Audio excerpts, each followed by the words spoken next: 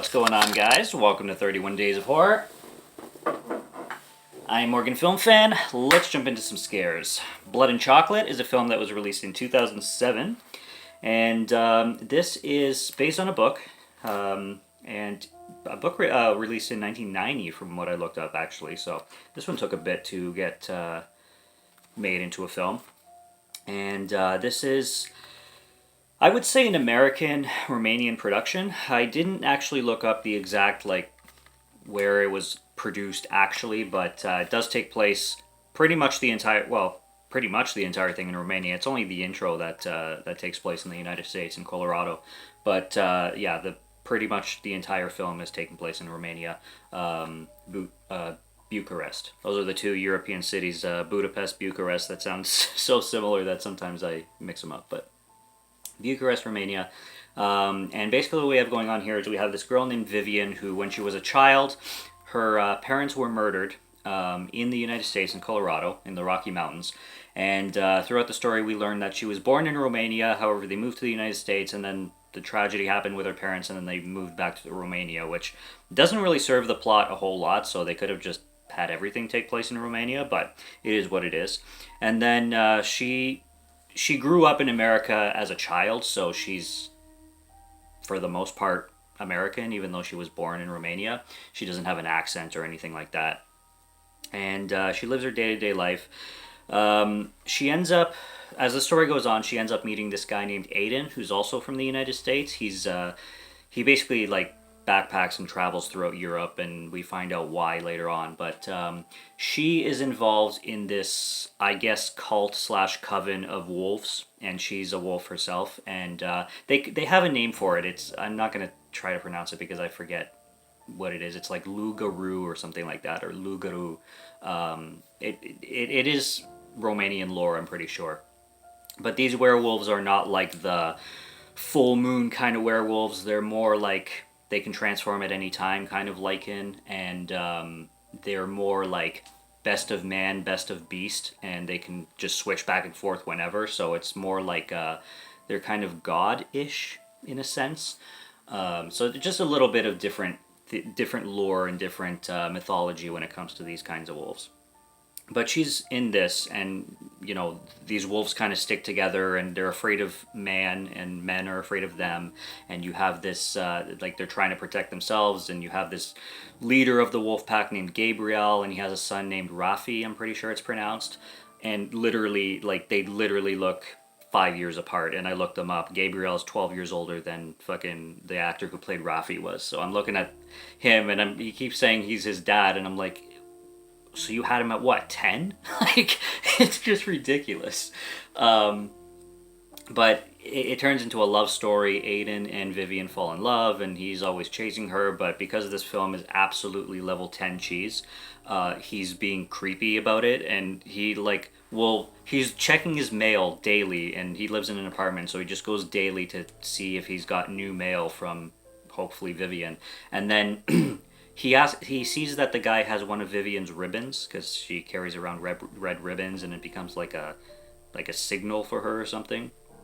And he asks the guy at the front desk of his apartment where he lives where he got that ribbon, and then he finds out where she works. So she works at a chocolate shop, and he just shows up there in the kitchen, and he's like, "Hey, wolf girl," and then he tries to flirt with her and just keeps being as persistent as humanly possible, to the point where in any other situation she'd be like, "You're a fucking creep, get the fuck out of here." But he keeps going, and he's like, "Well, kick me out then," and then it turns into this cheesy teenage Twilight version romance story. And this film, speaking of Twilight, feels like a mix between Twilight and The Covenant. For anybody who's seen The Covenant, that came out also in the 2000s, it feels like a blend of those two films. So we're talking like teenage fan fiction cheese here, okay? And I knew that going in. I knew that this was going to be on the cheesier side, but I mean, this is a heavy dose of cheese, and I wasn't expecting this much Twilight style. But yeah, it goes there. What I did like about this film, a lot actually, is there's a lot of scenes, and I'd say the majority of them, where they use wolves, like trained wolves. And when the humans the wolves, like the werewolves, whatever you want to call them, turn from human to wolf, they actually turn into a wolf, and you have the wolf. There's a lot of scenes where wolves are actually biting people, and like it's all staged and it's all like choreographed, and they actually use live wolves, which is awesome. There's some scenes of CGI, of course, with certain wolf bites, and if wolves are getting like really aggressive or trying to like bite through doors and stuff like that, they'll use CGI for that. But it's cool that they actually use live animals, and they do that a lot.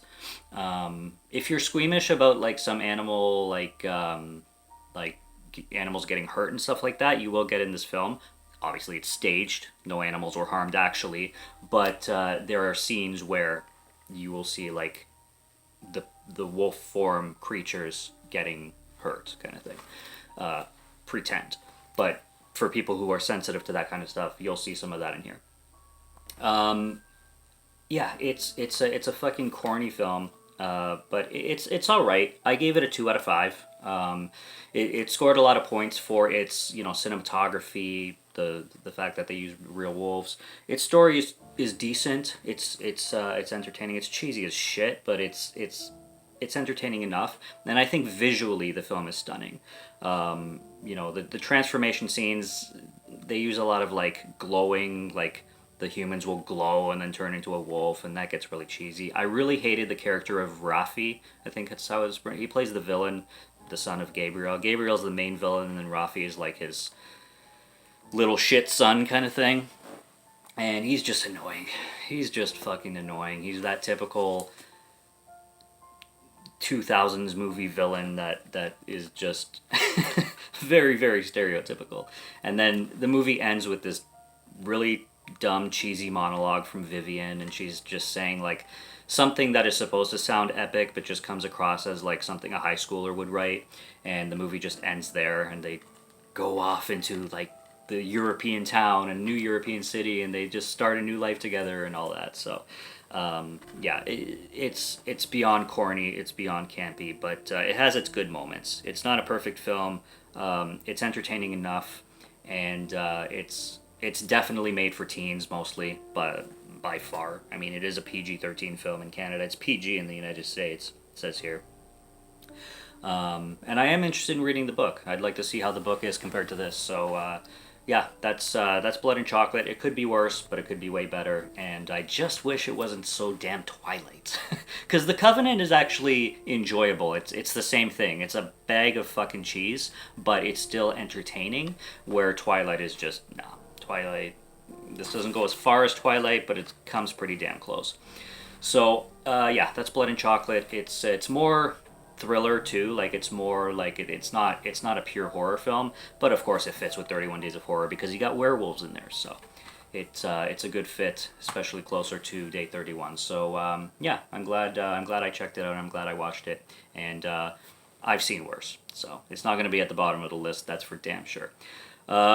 Yeah, that's 31 Days of Horror, day 27. Check out what I've been doing for October this month. Subscribe if you like what you're seeing. Subscribe if you like my voice.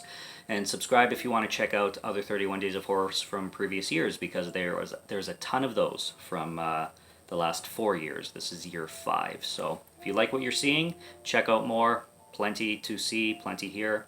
And keep things spooky. I hope you're enjoying your October and spooky season and the fall weather. And until next review, take care. Cheers.